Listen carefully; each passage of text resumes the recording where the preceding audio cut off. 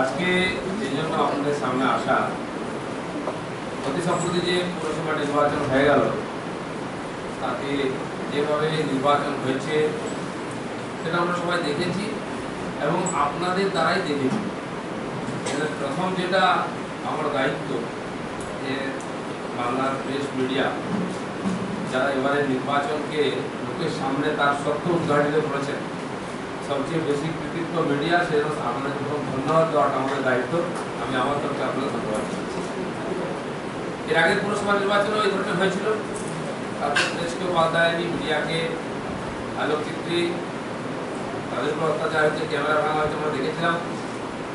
আমিও যেখানে যেখানে গেছিলাম মিডিয়ার লোকেরা জিজ্ঞেস করেছিলেন ভোট যদি না করতে কি করবেন। আমি বলেছিলাম আমরা যতটা পারবো আমাদের শক্তি সামর্থ্য নিয়ে প্রতিরোধ করার চেষ্টা করব, আপনারাও চেষ্টা করুন। তো আমরা দেখেছি মিডিয়া পার্সন যারা, তারা কেউ রিস্ক নিয়ে দিয়ে এই যে ধরনের হিংসা, সন্ত্রাস, ভোট লুট, এটা একেবারে সমাজের সামনে তুলে ধরেছেন এবং সারা ভারতবর্ষের লোক দেখেছে। আর ওটাকে আমরা তথ্য হিসাবে কেন্দ্র সরকার এবং আমাদের পার্টির হাইকমান্ডের কাছে পাঠিয়েছি। তারই পরিণাম পূজালি যে পৌরসভা, সেখানে আমরা দুজন ক্যান্ডিডেটকে জিতিয়ে আনতে পেরেছি। আর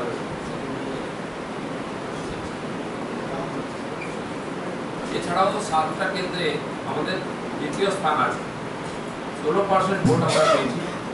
আমরা প্র্যাকটিক্যালি ওই নির্বাচনটা জেতার জন্য পৌরসভা ভোটের জন্য লড়াই করছিলাম, কিন্তু ব্যাপক সন্ত্রাস দেওয়ার জন্য সফল হয়নি। তো 7 আর 2 9টা কেন্দ্রে আমরা নিজের উপস্থিতি জানান দিয়েছি। আমার ডান দিকে বসে আছেন দুজনেই ক্যান্ডিডেট, ওখান থেকে জিতে এসেছেন। 3 নম্বর ওয়ার্ডের চিন্ময় বারুই আর 9 নম্বরের রূপা ঘড়ি। এদের উপরে খুব চাপ আছে এখনো, যাতে রূপা আর এখনো ওনাদেরকে টোপ দেওয়া হচ্ছে, চাপ দেওয়া হচ্ছে, যেভাবে অন্য পার্টিরা চলে গেছেন নিয়ে যাওয়ার জন্য, সেটা ওনারা বলবেন আপনাদেরকে। এটাই মূল বিষয় আজকে ছিল, যে আমরা এই ভয়ঙ্কর পরিস্থিতির মধ্যে লড়ে পূজালি পৌরসভাতে দ্বিতীয় স্থানে আছি এবং আমরাই প্রধান প্রতিপক্ষ বা বিপক্ষ হিসাবে ওই পৌরসভায় থাকবো। আমার বাম পাশে আছেন দক্ষিণ চব্বিশ পরগনা পশ্চিম জেলার সংগঠনের সভাপতি জেলার শ্রী অভিজিৎ দাস, আগে ববি বলে সবাই জানে। তার নেতৃত্বে আমরা নির্বাচন লড়েছি। তিনি পুরো থেকে পুলিশ, গুন্ডা সবার বিরুদ্ধে লড়েছেন। দেশের লোকেরা ওনার সঙ্গেই ছিলেন, সহযোগিতা পরস্পর করেছেন। তিনিও দু একটা কথাই ব্যাপারে বলবেন, বাকি যদি আপনাদের কিছু জানাতে করে জিজ্ঞেস করবেন।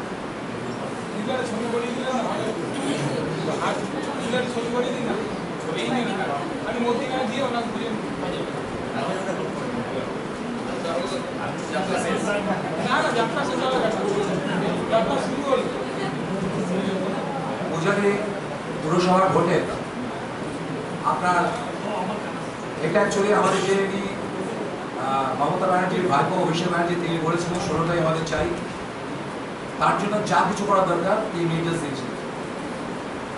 গত আপনার বিজেপি ভোটে ঠিক 3 দিন আগে আমার কাছে প্রুফ আছে, আপনার হোয়াটসঅ্যাপে আমি ডিজি সুরজিৎ বাবুকে আমি সঙ্গে সঙ্গে জানাই, সুরজিৎ দাসগুপ্ত, যে কী করে সুরজিৎপুর কাছ থেকে আমার কাছে হোয়াটসঅ্যাপে আমি চিঠি সঙ্গে সঙ্গে করি, প্রুফ আছে যে কীভাবে গত 7/5/2017 বেলা 11টা থেকে 2টো পর্যন্ত একটি গোপন মিটিং করে পূজালি পৌরসভার গেস্ট হাউসে, যাতে শোভন চ্যাটার্জি নিজে ছিলেন, গিয়াসউদ্দিন মোল্লা ছিলেন, সেলিম বাংলাদেশের কুখ্যাত মোস্তাক সেলিম ছিল, অশোকদেব ছিলেন এমএলএ বজবজের, আমিনুল ইসলাম যে খবর তিনি নিয়েছিলেন। আপনারা নিশ্চয়ই জানেন যে পূজালিতে 2টো গ্রুপ আছে, একটা খবরের গ্রুপ আমিনুল ইসলামের এবং আরেকটা হচ্ছে মানে ডাক্তার চেয়ারম্যান ফজলুলের গ্রুপ। এরা মিলে একটা ব্লু প্রিন্ট তৈরি করে যে কীভাবে বুথটা দখল করা হবে। কলকাতা সহ দক্ষিণ জেলার টোটাল ক্রিমিনালদের ওখানে হাজির করা হবে, কার কার কী কী দায়িত্ব থাকবে সেটার ব্যাপারে। এই টোটাল আমি হোয়াটসঅ্যাপে DG, SP, SSP, additional SP, IC Bajganj এবং ডিএসপি ইন্ডাস্ট্রিয়ালকে আমি এটা হোয়াটসঅ্যাপে জানিয়ে দিই ঠিক 3 দিন আগে। ঠিক ভোটের আগের দিন আমি এখানটায় কিভাবে ওরা সন্ত্রাস করছে সেগুলো আমরা গুন্ডা বাহিনী দিয়ে আমাদের ফ্ল্যাগ ফেস্টুনগুলো ছেড়ে দেওয়া হচ্ছে, অথচ সিপিএম বা কংগ্রেসের মধ্যে ফ্ল্যাগ ফেস্টুন ছেড়ে দেওয়া হয়নি, অর্থাৎ বিজেপিকে তৃণমূল মনে করছিল প্রধান প্রতিপক্ষ। সেই জন্য র্যান্ডাম আমি ছবিগুলো সমস্ত হোয়াটসঅ্যাপ করছি, কিন্তু ওনারা অ্যাকশন নেওয়া হয়নি প্রশাসনের তরফ থেকে।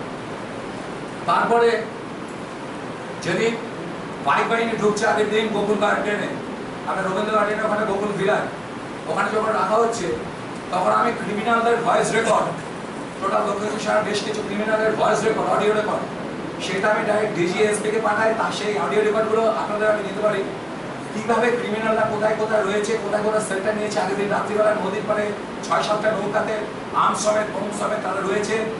ওখানে একটা মুখ দেখানোর জন্য একটা লঞ্চ রয়েছিল পুলিশে, এইটা সত্ত্বেও সেই নৌকাগুলোকে সিজ করা হয়নি।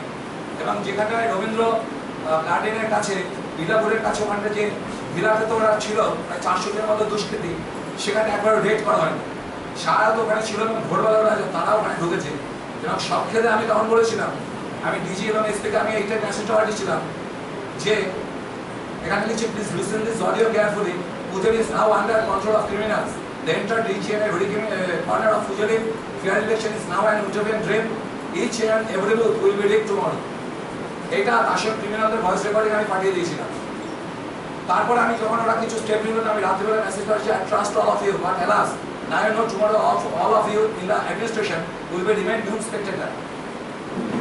সকালবেলা যখন বাইক বাহিনী ছবিগুলো, তখন আপনাদের অ্যাকচুয়ালি মিডিয়া পার্সনদেরকে আমি একই কপি মেসেজ, আমার জেলা যারা রয়েছে, আমাদের এখানে দীপকদা রয়েছেন, এবিপি, একই মেসেজ যেগুলো এসপি ডিজিকে পাঠানো হয়েছে, একই আমাদের মিডিয়া পার্সনদের মধ্যে যারা ওখানে রয়েছে, তার যে নাম্বার আছে, আমাদের ওই দাদা আছেন, প্রত্যেকের কাছে কিন্তু একই টাইমে গেছে এই মেসেজগুলো। ওনারাও সে ক্রিমিনালদের ভয়েস রেকর্ডিংগুলো শুনেছেন।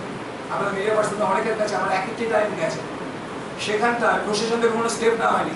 কখনো ডিজি বলতে পারবেন না বা এসপি বলতে পারবেন না যে আমরা তাদের ইনফরমেশন নেয়নি। এসডিপিও একজন বলছেন আমাকে যে আপনি ইনফরমেশন করতে গেছে, আমাদের গোয়েন্দা দপ্তর থেকে তো আপনি ইনফরমেশন অনেক বেশি দিয়েছেন, কিন্তু কোনো স্টেপ নেওয়া হয়নি। অর্থাৎ টোটাল প্রশাসনকে যে নিউজ স্পেক্টেটর করা হয়েছিল, দেখুন কোথাও ঝামেলা হচ্ছে, পুলিশ কোনো কাজ করছে না, সেটা আলাদা ব্যাপার, কিন্তু 3 দিন আগে, আগের দিন টোটাল ক্রিমিনালরা কারা কারা কোন কোন গ্রুপ কোথায় থেকে আসছে সেটা যখন আমরা জানিয়েছি, প্রশাসন যখন কোনো কাজ করেনি, তার মানে বুঝতে হবে যে দামে বুঝ খেলা হয়। এবং এখানে টোটাল ওইখানকার টোপোগ্রাফি, যেহেতু এসপি নিজে এসছেন, উনি টোপোগ্রাফি জানেন না, ওখানকার ডিএসপি ইন্ডাস্ট্রিয়াল যিনি রয়েছেন সুভাষিস চক্রবর্তী সুভাষিস চৌধুরী, উনি টোটাল দাঁড়িয়ে থেকে ওগুলোকে রিক করিয়েছে। এবং যখন পাবলিক এজিটেশনে ফলে, যে সমস্ত জায়গায় তাদের ইভিএম একদম ভেঙে চলে গেছে, এবং এরা মাথায় ইচ্ছে করে, আপনি দেখবেন যে যেখানে আগের দিন রাত্রিবেলা আমাদের বিজেপি ফ্ল্যাগগুলো ছিল, সেখানে বিজেপি ফ্ল্যাগগুলো সেদিন ভোরবেলা থেকে নেই। কেন? সেই ফ্ল্যাগগুলো ফেস্টুন করেছিল বিজেপি ফ্ল্যাগগুলোকে। এবং অধিকাংশ সমস্ত যে সরকার মোল্লা, গ্যাস মোল্লা লোক, যেসব কুখ্যাত অ্যান্টি সোশ্যাল, সেই অ্যান্টি সোশ্যালরা বিজেপি ফ্ল্যাগ থেকে জয় শ্রীরাম করে তারা ওই সমস্ত জায়গায় বোমিং করেছে। তাদের প্রত্যেকের কাছে পিস্তল ছিল। পুলিশকে ইনফরমেশন দিচ্ছে দেনান্দার যে এখানে এই গ্রুপটা ঢুকছে, এদের কাছে আর্মস আছে, কিন্তু পুলিশ কিছু করেনি। ইভেন আপনারা জেনে রাখুন, আমাদের কাছেও তথ্যগুলো রয়েছে যে 26টা বাইক সেদিনকে সিজ করা হয়েছিল, অথচ সেদিনকে রাত্রিবেলা বিড়লাপুর ফাঁড়ি থেকে সমস্ত বাইকগুলোকে, ভালো ভালো বাইকগুলোকে ছেড়ে দেওয়া হয়, এবং যে 8খানা বাইককে পাবলিক ভাঙচুর করেছে, সে 8টা বাইককে শুধু সিজ হিসেবে দেখানো হয়েছে। এবং বস্তা বস্তা বোম, আর্মস, ওপেন যে সোর্ড, যেগুলো নিয়ে 9 নম্বর বুথকে অ্যাটাক করা হয়েছিল, সেগুলোকে কোনোটাই সিজ করা হয়নি। দুষ্কৃতিকারীদের তারপরেও তারা ফাঁদে আটা, যখন পাবলিকরা তাদের ঘিরে আনে, ফাঁদে আটা বাঘের মতো তারা পড়ে গেছিল। আমরা যখন ইনফরমেশন দিচ্ছি যে এই জায়গায় এরা আটকে পড়ে গেছে, তার বাইক ছেড়ে তারা পালিয়ে গেছিল, তবু তাদেরকে অ্যারেস্ট করা হয়নি। আপনাদের এবার কিভাবে আমি দিচ্ছি একটা উদাহরণ, আপনারা তাহলে বুঝতে পারবেন। এই যে রেজাল্ট রয়েছে, এই রেজাল্টে দেখবেন যে আপনারা 10 নম্বর ওয়ার্ড, সেই 10 নম্বর ওয়ার্ডের টোটাল ভোটার হচ্ছে 688। এই 10 নম্বর ওয়ার্ডে অ্যাকচুয়ালি প্রতিপক্ষ কে ছিল? আমাদের বিজেপি। ওখানটা আমরা লিড করবো আমরা জানতাম, কারণ আমরা একদম 11টাকে টার্গেট করেছিলাম, 9টা আমরা জিততামই। সেখানটায় 10 নম্বর ওয়ার্ডে আমাদের কিন্তু ওখানে প্রধান প্রতিপক্ষ কিন্তু তৃণমূল ছিল না, কারণ এখানে অভিষেক ব্যানার্জি নিজে 8টা খোকনকে এবং 8টা আমাদের ফজলুলকে ভাগ করে দিয়ে গেছিল। ওই ওয়ার্ডটা করেছিল খোকনের আন্ডারে। খোকন বা আমিনুল ইসলাম মোল্লা, ও যে প্রার্থীকে দাঁড় করেছিল, তাকে পাড়ার লোকের পছন্দ করে না, সকলেই জানে। এবং তৃণমূলের সবাই জানে সে 50 থেকে 80টা ভোট পাবে না, তার বেশি পাবে না। ওখানে ফৈলুজ্জুলি যে প্রার্থী ছিল, নির্দলে যে জিতেছে, যে অ্যাকচুয়ালি তৃণমূলের, সে কি করেছে, তার সঙ্গে বিজেপির ফাইট হচ্ছিল। কিন্তু খোকন বাহিনী অ্যাকচুয়ালি অপারেশনটা করেছিল তো খোকন বাহিনী একদম অভিষেকের নির্দেশে, তার জন্য পূজারী গেস্ট হাউসে বসে 3 দিন আগে যে 7 দিন আগে যে বসে প্ল্যানিং করা হয়। খোকনের বাহিনী যখন 10 নম্বর বুথে ঢুকলো, ঢোকার পরে যেহেতু তার আগে পাবলিক 9 নম্বর ওয়ার্ডের 19 নম্বর বুথ এবং 5 নম্বর ওয়ার্ডটা ভেঙে দিয়েছে, দুটো বুথের ইভিএম ভেঙে দিয়েছে। খোকনের বাহিনী যখন ঢুকলো সেই মুহূর্তে আমরা ইনফরমেশনের বাইরে ঢুকেছে এবং ওরা ছাপা মারলো, যেখানে 80 থেকে 90টা বুথকে ভোটকে তারা করে দিল কত, প্রায় 441 ছাপা মারলো, প্রায় 350 থেকে 450 ভোট ছাপা মেরেছে। তখন মাত্র 1095টা ওরা যখন বুথটাকে অ্যাটাক করে, বুথ দুটো একই সময় পাশাপাশি বুথ ছিল, সেখানে 21 নম্বর আর 22 নম্বর বুথ, সেখানে মাত্র তখন 1095টা ভোট ছিল টোটাল 1400 ভোটের মধ্যে, 1369টা পোল দেখিয়েছে। সেখানটায় আমরা যখন ইনফরমেশন নিলাম পাবলিক, তারপর যখন ওদের পুলিশ ফোর্স তার কিছুক্ষণ পরে এলো, ঠিক 10 মিনিটের মধ্যে, 10 মিনিট ওদের ছাপা বেশি দিতে পারেনি, মাত্র 50-60টা ছাপা দিয়েছে পুলিশ ফোর্স। পাবলিক গিয়ে বুথটাকে ইভিএমটাকে কিছু করার জন্য পাবলিক যাচ্ছিল, কারণ অনেকে তখন ভোট দিতে পারেনি, তাদের শতগুলো লোকের ছিল, জেনারেল পাবলিকও ছিল। সেই মুহূর্তে পুলিশ ফোর্সে পাবলিককে আটকেছে। আর আমার তৃণমূলের বুথ এজেন্ট করিয়ে সে বসে বসে বাকি ভোটটাকে করিয়েছে। আমি দায়িত্ব সহকারে বলছি, যেটা টোটাল ওখানে তখন আর কোনো কেউ ছিল না, শুধু তৃণমূলের পোলিং এজেন্ট ছিল, কারণ 10 মিনিটে কখনো কেউ 350 ভোট দিতে পারেনি। পুলিশ পাবলিককে ভোট বুথের ধারে কাছে আসতে দেয়নি। এবং তারপরে কলকাতা হয়েছে, পোলটা পুরো করেছে কত 22 নম্বর বুথে, যেখানে ভোটার হচ্ছে আপনার 688, এ হচ্ছে ভোটার লিস্ট, সেখানে 17 জন মারা গেছে, একজন হচ্ছে নিখোঁজ, অর্থাৎ টোটাল 18 জন ভোটার ওখানে অনুপস্থিত। বাদ বাকি যদি জীবিত ভোটারদের 100% পোলিং হয়, তার সত্ত্বেও 670টার বেশি বুথ ভোট করতে পারে না। সেখানে ছাপ্পা মারতে মারতে আমার এই মাটি মানুষের গুন্ডা বাহিনী সেখানে পোলিং করে দিয়েছে 682। আপনারা নিশ্চয় বুঝতে পারছেন তো, যদি জীবিত মানুষগুলো 670 দিত তাহলে 100% যদি পোলিং হতো তাহলে 670টা, কিন্তু তারা 22 নম্বর বুথে তারা পোলিং করিয়েছে ছাপ্পা মেরে 682টা। তারা জানে না যে অতগুলো লোক মারা গেছে। এখানে এই হচ্ছে তার ডকুমেন্টস, সমস্ত ডেথ সার্টিফিকেট লোকগুলো, এবং নির্বাচন কমিশনকে আমরা দরখাস্ত করেছিলাম যে আপনারা আরও যিনি এসডি আছে তাকে আমরা দরখাস্ত করেছিলাম, জিমেট কমপ্লেন করেছিলাম যে ওইখানে 10 নম্বর ওয়ার্ডটাকে করুন। কিন্তু অ্যাকচুয়ালি নির্বাচন কমিশন এখানে ছোট জগন্নাথ হয়েছিল, যে সমস্ত বুথে একমাত্র ইভিএম লেগেছে পাবলিক, একমাত্র সেই কটাতে পুনর্নির্বাচন হয়েছে, কিন্তু বাকিগুলো তো করেনি। এভিডেন্স থাকা সত্ত্বেও 10 নম্বর ওয়ার্ড আজকে ওরা রিপোর্ট করেনি, যার ফলে আমরা বিজেপি ওখানে জিততে পারিনি। কিন্তু ওখানটায় আমাদের বিজেপি ভোটটাকে যেহেতু ওরা তৃণমূলে ফেলে দিয়েছিল, ওখানে তৃণমূলের লোক যে ফয়জুলের লোক, সেই রিঙ্কু তাই তো, রিঙ্কু কি হলো না, সে অ্যাকচুয়ালি তৃণমূলের লোক, যে ফয়জুলের লোক নির্দলে দাঁড়িয়েছিল সূর্য চিহ্নে, সে ওখান থেকে জিতে গেল। এবং আপনারা সামনে দেখাচ্ছে নির্দলে সে জিতেছে, আদৌ তারা ওরা তৃণমূলের লোকে জিতেছে, তাকে জয়েন করিয়েছে। এই হচ্ছে আমাদের এখানে নির্বাচনের নামে একটা প্রহসন হয়েছে। চেয়ারে মস্তান বাহিনী গেছে, একমাত্র আমাদের মিডিয়া পার্সনরা যদি না থাকতেন তাহলে আমরা সেই মুহূর্তে ওই দুটো বার জিততে পারতাম না, 16টাই হতো। কিন্তু আপনার মিডিয়া পার্সনদের যেটা আমাদের রাজ্য সভাপতি বলে দিলেন, তাদের অ্যাক্টিভ ভূমিকা, তারা প্রাণের ঝুঁকি নিয়েও তার যেভাবে বোম এবং পিস্তলের ছবি এবং ভিডিও রেকর্ডিং সবাইকে পাঠিয়েছে, এবং আমাদেরকেও আমাদের কাছে এসছে, এবং তারা আমাদের সঙ্গে যোগাযোগ রেখে কোথায় কোথায় মস্তান বাহিনী ঢুকছে আমরা তাদের রেগুলার ইনফরমেশনগুলো দিয়ে গেছি, এবং আমাদের সঙ্গে তাদের একটা কানেক্টিং লিঙ্ক কাজ করেছে। আমরা ওখানে নিজেরা, এবার আপনারা শুনে আশ্চর্য হবেন যে যেখানটা আমি বারবার ঢুকতে চাইছি আমাকে এলাকার মধ্যে ঢুকতে দেওয়া হয়নি, সেখানে এসডিও অ্যাডিশনাল এসপি তারা বলছেন অভিযোগবাবু আপনি ঢুকবেন না এলাকার মধ্যে, কারণ নির্বাচন কমিশন আইন অনুসারে বহিরাগত ভোটাররা যেতে পারে না। অথচ বারবার ওখানে অসত্ত্বে আপনার বজবজের ভাইস চেয়ারম্যান গৌতম দাসগুপ্ত তারা দুজনে মিলে বসে ওখানে বলছিল তারা এলাকার কোনো ভোটারই না। আমাদের কাছে টোটাল অডিও রেকর্ডিং রয়েছে, টোটাল আপনার হোয়াটসঅ্যাপের মেসেজ আছে, এমনি মেসেজে রয়েছে, সমস্ত যে প্রুফ নিয়ে দায়িত্ব নিয়ে বলছি যে আজকে পুজোরীতি যদি প্রহসন না হতো ভোটের নামে, এবং আপনারা মিডিয়া পার্সনরা যদি আমাদেরকে না এই গুন্ডামিটাকে যদি না আপনারা এক্সপোজ করতেন, তাহলে দুটো সিট আমরা পেতাম না। এবং যদি আজকে আমরা এটাকে রেস্ট করতে পারতাম, প্রশাসন যদি সক্রিয় হতো, আজকে পুজোরী আমাদের দখলে থাকতো। ভোটের পরে আমাদের শেষ নেই। আপনারা আমাদের যে দুজন প্রার্থী আছে, কালকে রাত্রি 11টা সাড়ে 11টা অব্দি আমাদের ওদের কাছে থাকতে হচ্ছে, কারণ এই যে টোটাল তৃণমূলের গুন্ডা বাহিনী এত তারা নিকৃষ্ট, এত তারা নির্লজ্জ যে তারা 16টি তাদের আনার জন্য তারা ইতিমধ্যে আমাদের প্রার্থীদেরকে হুমকি দিচ্ছে, তাদেরকে বিভিন্ন লোক পাঠানো তাদের কাছে পাঠাচ্ছে, বিভিন্ন রকম প্রলোভন দেখাচ্ছে, আপনারা তাদের মধ্যে তাদের ঘটনাটা শুনুন।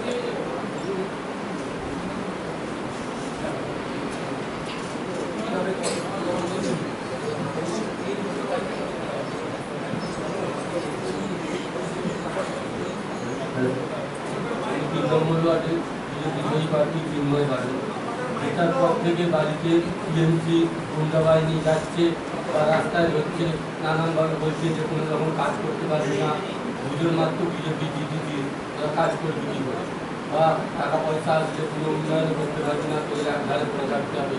তারপরে কোনো প্রকারে মারপিট হলে বা কাউকে মারলে যদি পুলিশ তুলে নিয়ে যায়, ওরা তাদের সেফটি বিক্রি করে। তাছাড়া টাকা পয়সার হচ্ছে লক্ষ লক্ষ টাকা দিয়ে তারা আমাদের কেনার জন্য অফার করছে। কিন্তু আমরা বিজেপি করছি, বিজেপি করবো, বিজেপির আদর্শে উদ্বুদ্ধ, বিজেপিকে জিতেছি, তাই আমরা বিজেপি করতে চাই। আমরা ভোটে পা দিয়ে দিই, আমরা আপনাদের সাথে বিজেপি করলে কীভাবে কাজ করবো, কাজ করিয়ে দেবো, সেটা আমাদের দায়িত্ব।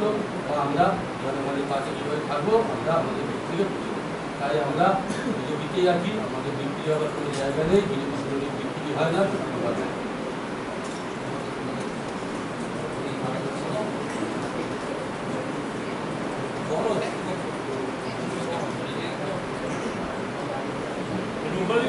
আপনাকে কি পূজালী পুরসভার চেয়ারম্যান হওয়ার প্রস্তাব দিয়েছে তৃণমূলের পক্ষ থেকে?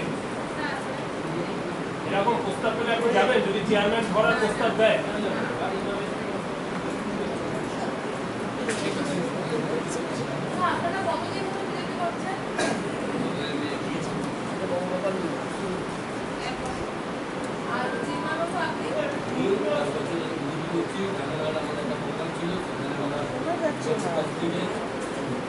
ঠান্ডা করে দিয়েছি, এখন ওখান থেকে এবার বিক্রি করছি। এর আগে কি করতেন? এর আগে আমরা টিএমসি সংস্থা ঠিক আছে, আর কোনো বিষয় আছে কি? নাহলে এদের কিভাবে ধরে রাখবেন? করার কি আছে? এটাই তো চ্যালেঞ্জ। ধরে রাখার কিছু নাই, আমাকে বিজেপিতে আসছে এখন।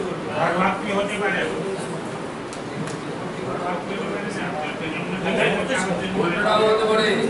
যদি যেরকম হয়েছে উত্তরবঙ্গে মাহালি পরিবারের মধ্যে এদের যদি অপহরণ করে নিয়ে গিয়ে তৃণমূলের পতাকা ধরে কি করে? পিসির গোপ বেরোলে পিসি বলবো কি পেশা বলবো, এটা নিয়ে ভেবে লাভ নেই।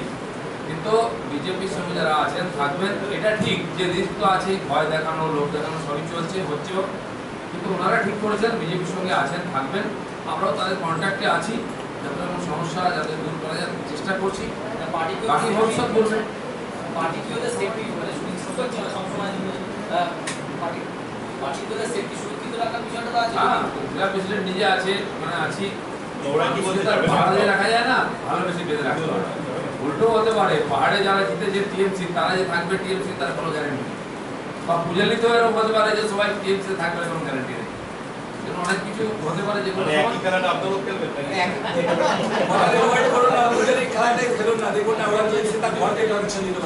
রাজনীতিতে অনেক কিছুই হয়, যেন কিছুই বলা যায় না। আপনারা দেখলেন ডোমকলেতে জিতে এই সার্টিফিকেট নিয়ে বাইরে এসে বলেছে কংগ্রেসের ক্যান্ডিডেট, আমি টিএমসি জয়েন করব। তো এখানে কিছুই অসম্ভব নয়, রাজনীতিতে কে যাবে কে আসবে বলা যায় না। কিন্তু ভারতীয় জনতা পার্টি যেভাবে কাজ করছে ভোটে চলে যাবে এটা জানি। বাকি প্রোটেকশনের ব্যবস্থা আমরা করবো, এর আগের অভিজ্ঞতা আমাদের আছে। সেই জন্য আজকে আপনাদের সামনে ওনাদেরকে নিয়ে এসেছি। ওনারা বললেন যে আমরা বিজেপিতে থাকবো, সেই বিশ্বাসে থাকবো, এটাই হবে। তো এক মাসে তো শীত যায় না, মা আবার ঘুরে আসে, সবার সময় আসে।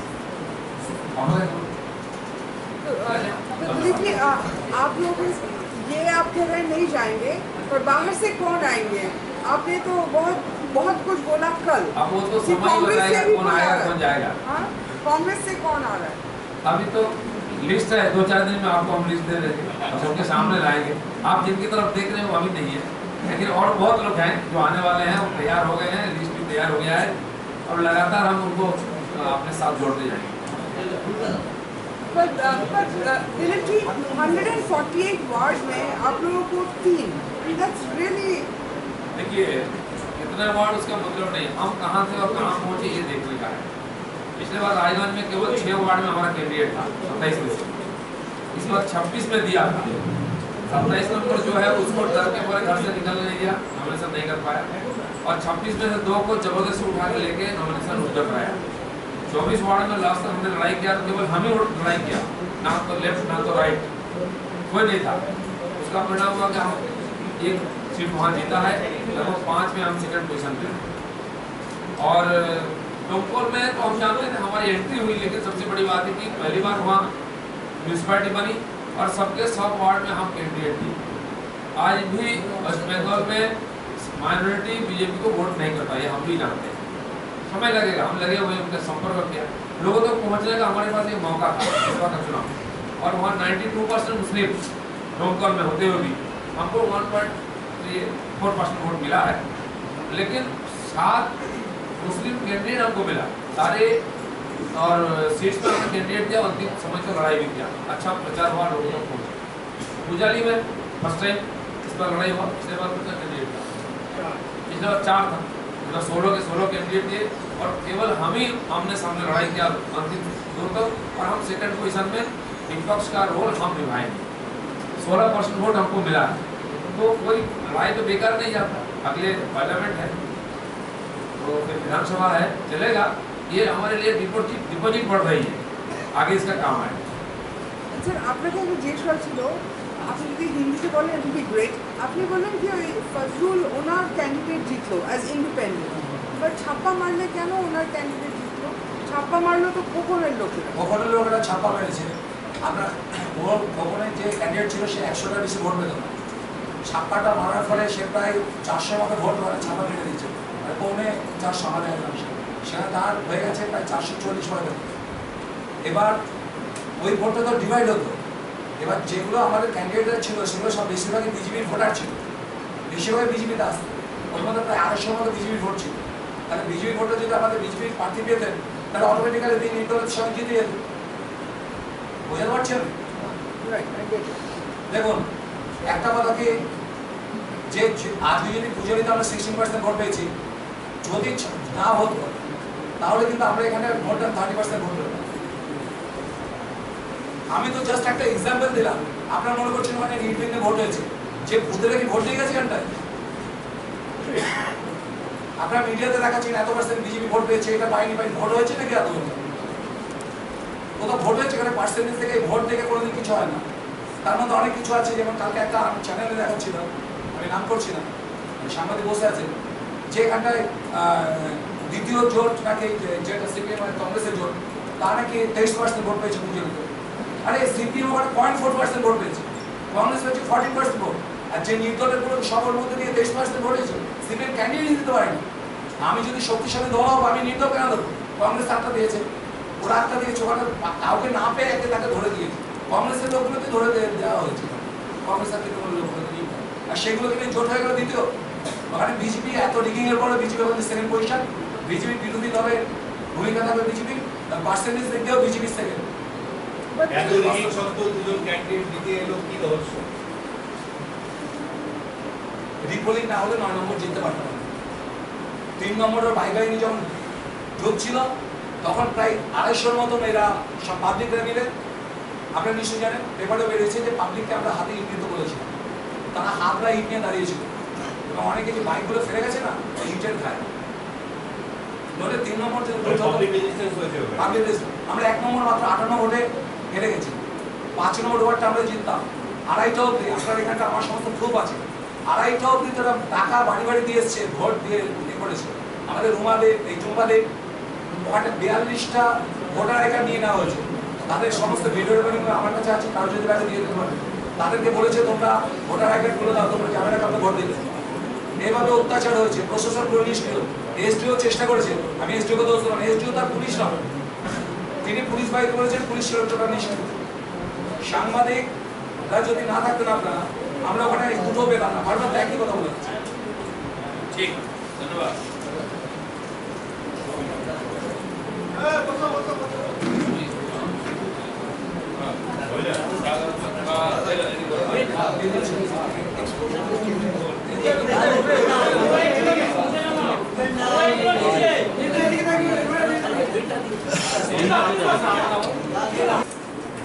अपॉइंटमेंट लिया था, मेरा भी था, और अभी जो म्यूनसिपैलिटी चुनाव में जो हिंसा और संतरास हुआ उसके बारे में उनको जानकारी दी, दिया।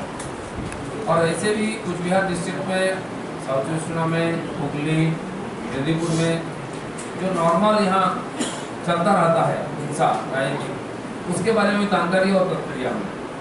तो बात में आई, पता चला कि माननीय महामहिम राष्ट्रपति आ रहे हैं।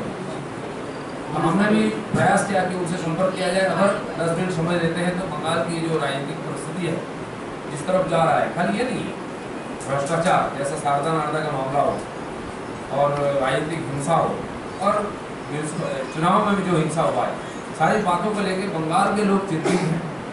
बंगाल के भविष्य को लेकर हम चिंतित हैं, सिक्योरिटी से लेकर हर चीज़, सारी जानकारी उन तक हम पहुँचाएंगे। और आगे का चुनाव जो होने वाला है उसमें कम से कम लोग अपना मताधिकार पूर्ण कर सके, इस प्रकार व्यवस्था हो, इस दृष्टि से हम उनसे मिलने जा रहे हैं। सारे तथ्य लेके जाएंगे उनको। রাজ্য নির্বাচন কমিশনারের বিরুদ্ধে আপনাদের অভিযোগ রয়েছে আর উনি একটা সাংবিধানিক কোর্ট করেন, একজন সাংবিধানিক শীর্ষে থাকা ব্যক্তির সঙ্গে দেখা করতে যাচ্ছে, তার বিরুদ্ধে কি অভিযোগ করবেন? অভিযোগ এটাও বলবো যে উনি ওনার দায়িত্ব পালন করেননি। উনি তো সারেন্ডার করেছেন যে আমার হাতে কিছু নেই, আমি অসহায়, আমি কী করবো? আমি পুলিশকে বলেছি, পুলিশ কিছু করেনি। প্রশাসন তো আমি চালাই না, রাজ্যের প্রশাসনই পুলিশ প্রশাসনকে দেখে। এটা উনি আমাদেরকে বলেছেন, রাজ্যপালকে বলেছেন। তো সেই জন্য এর ব্যবস্থা কি পরিবর্তন হতে পারে কিনা। আর যেহেতু মহামহিম রাষ্ট্রপতি আমাদের প্রদেশের মানুষ, এখানকার রাজনৈতিক পরিদৃশ্য উনি ভালোভাবে জানেন, তাই ওনাকে আমরা বলবো যে আপনি বাংলাকে রক্ষা করুন, এই প্রার্থনা নিয়ে আমরা ওনার কাছে যাবো। উনি যদি নিজেই বলেন অসহায়, যে অসহায় ব্যক্তি থাকা উচিত দায়িত্বে। আমরা বলেছি যে এরকম ব্যক্তিকে দিয়ে নির্বাচন কমিশনের কাজ হবে না। আমরা দেখেছি নির্বাচন কমিশন চাইলে অনেক কিছু করতে পারে। মীরা পান্ডে এখানে ছিলেন, তিনি কোর্ট পর্যন্ত গেছেন তার কথা মানাবার জন্য। তিনি চেষ্টা তো করতে পারতেন, তিনি চেষ্টাও করেন। তো সেই জন্য যার ইচ্ছা নেই, যার আত্মবিশ্বাস নেই, সেই ব্যক্তি এত বড় দায়িত্ব পালন করতে পারে না, এটাও আমরা বলেছি। তারও কয়েকটা চেয়েছি আমরা। সেই জন্য এই বিষয়গুলো আমরা সমস্ত আইন শৃঙ্খলা পরিস্থিতি নিয়ে কোনো বক্তব্য আপনারা জানাবেন? অবশ্যই আইন শৃঙ্খলা থেকে আরম্ভ করে সামাজিক পরিস্থিতি, এখানকার দুর্নীতি, আর সিবিআই ইনকোয়ারি চলছে, রাজনৈতিক নেতারা ভ্রষ্টাচারের সঙ্গে যুক্ত, সার্বিকভাবে বাংলা রসাতলে যাচ্ছে, এই বিষয়টা আমরা